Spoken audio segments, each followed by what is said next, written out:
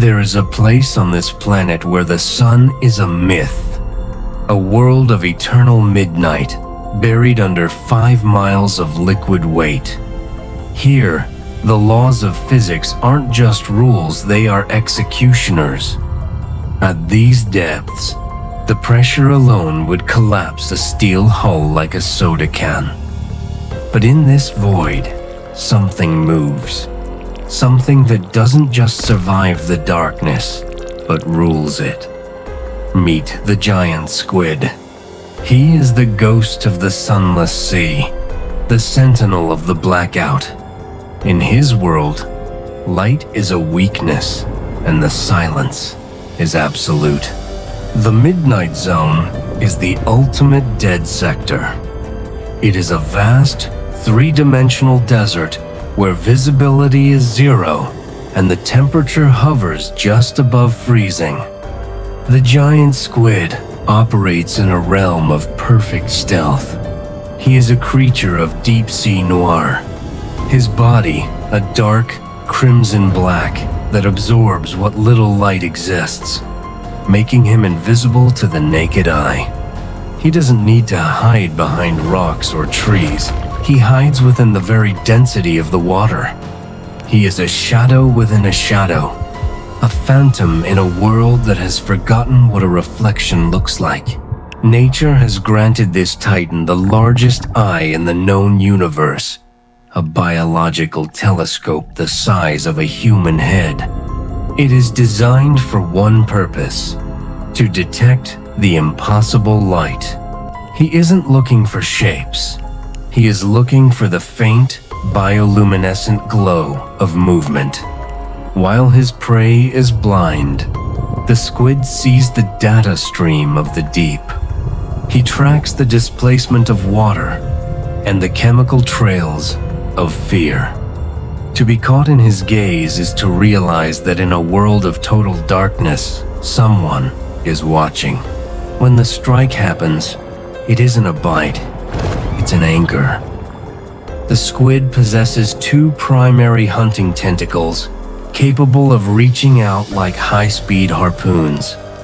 These aren't just limbs, they are lined with circular, saw-toothed suckers made of chitinous teeth. Once they latch on, they don't just hold, they lock. It is a mechanical union that cannot be broken. This is the grip of the abyss, a point of no return where the architecture of the predator and the prey become a single doomed entity. As the squid pulls his target deeper, he enlists his greatest ally, the pressure. With every meter of descent, the weight of the ocean increases, crushing the lungs, collapsing the spirit, and slowing the heart to a rhythmic throb. It is a systemic compression. The squid doesn't need to fight, he simply waits for the deep-sea blackout to finish the job. He brings his prey into a world where their own biology becomes their worst enemy, turning their internal air into a poison and their muscles into lead. Nature does not repeat itself, but it does rhyme. The transition from the blinding white of the Arctic to the crushing black of the abyss is simply a change in the interface. In File Hashed 1, we saw the white silence, a world where data freezes and shatters. But as we descend, we enter the phase shift. This is where the light doesn't just freeze, it dies. The polar bear rules the surface of the ice, but the giant squid rules the weight beneath it. They are 2 sides of the same fatal error. One uses the absence of heat to kill the pulse. The other uses the absence of space to crush the soul. As the ice above merges into the black water below, the frozen hunter hands the script over to the abyssal sentinel. You are leaving the realm of the frost and entering the realm of the pressure.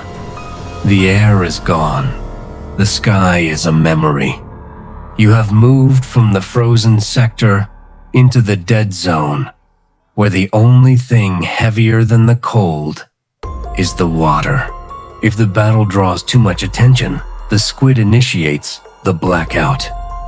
A cloud of ink, thick as oil, is released not just as a screen, but as a chemical cloak that numbs the senses of any other predator. In the chaos of the dark, he vanishes. By the time the ink clears, there is nothing left. No bones, no fragments, no evidence. The ocean simply resets to its baseline. The giant squid returns to the crushing silence of the floor. A titan that exists only in the nightmares of the surface world. Nature is unpatched. Log out before the pressure takes hold.